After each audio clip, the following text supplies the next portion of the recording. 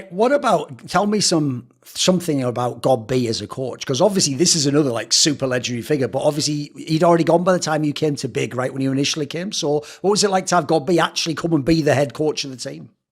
Yeah, By the way, if people don't know, in the German scene, they make him sound like fucking Yoda from Star Wars. And I can tell you, I've met him many times. He is a bit like that. Like he yeah, actually is the Godfather. He just sort of sits in there. He chooses to yeah, speak and yeah, everyone like goes quiet. Like this is what he said. Like he is sort of a cool, mysterious character, right?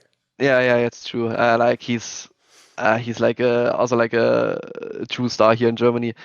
And I didn't work with him before. Like I just heard like stuff about him. I worked with him like I think in the beginning of the qualifier for the PGA Antwerp. Ah, right. He joined us as an assistant coach, and he didn't like even have a table to put his laptop on. Okay. I know he put it like on the thing where you iron your clothes. Oh, I ironing don't know. board. Yeah. Yeah, ironing board. He put his laptop on there. He just took a chair and he just helped us. And um, because at that time we had not a good team chemistry, and he helped us getting back like to be a team again.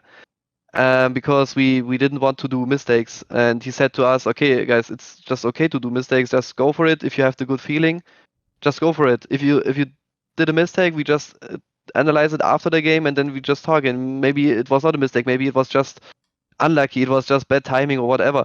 And he just gave us a big motivation when he was sitting behind us, like watching the games on his iron board, and it was just also funny, and he helped us a lot due this time. That's also the reason why NK got removed, because the people thought like that Gob can improve the players more than NK, and so Gob became after that became our head coach. I think, yeah, it was like that. And yeah, I just enjoyed playing with him. I was like sitting there and like a sponge and just trying to get like every information which to get to myself, like because he understood how I am as a player and how he should use me as a player.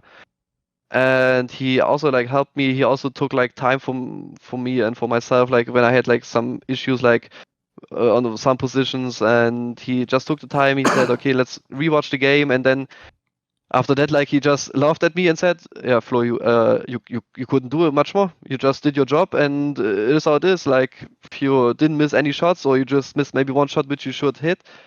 But after that, like, okay, I had a really good feeling again, and just okay, it's okay. This can happen. Focus on the next game, and it is how it is.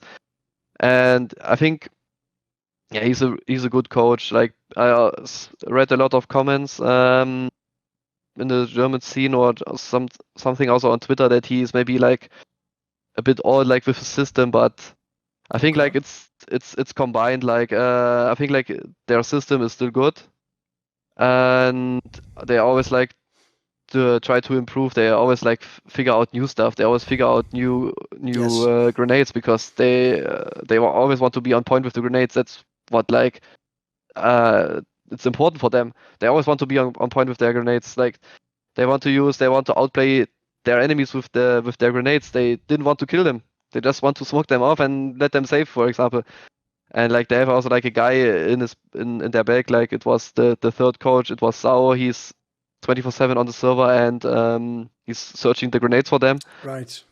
So they didn't. They just sometimes he had really crazy grenades, like which we shouldn't use, or which we couldn't use because it was too crazy.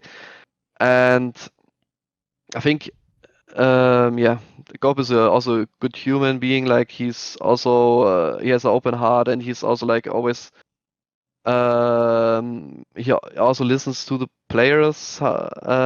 Sometimes he also like has his own opinion about the Sure. game, so it's sometimes not easy. But he after that, if you explain it to him, then he for sure understands. But yeah, It can be a bit strict if people don't yeah, know, like, you know what I mean? Yeah. yeah.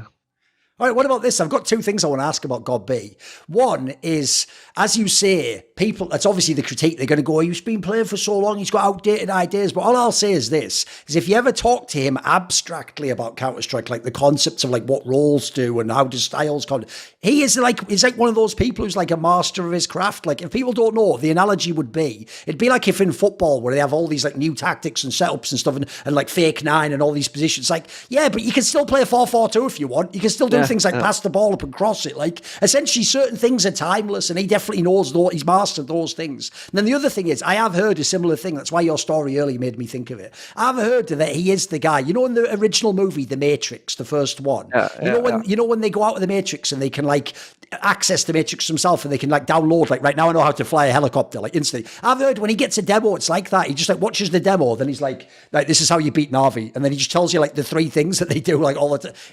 Are these stories true? The stories are true.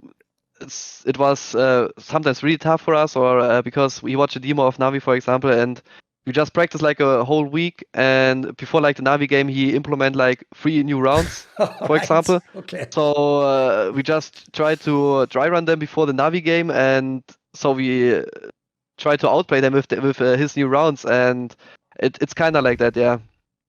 Yeah, go on.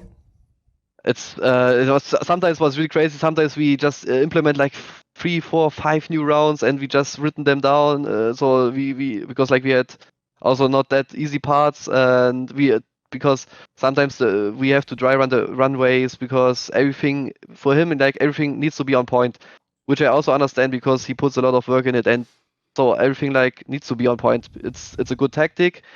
And if Keto, for example, is using a bad runway, or if his crosshair is somewhere else where it should be, then he's like a bit mad because like he puts a lot of work and people they didn't listen to him. But yeah, it is how you said. It's kind of like that. Yeah. See more cool, funny, interesting clips based on topics from my content? Well, subscribe to this channel then, or be a pleb and don't.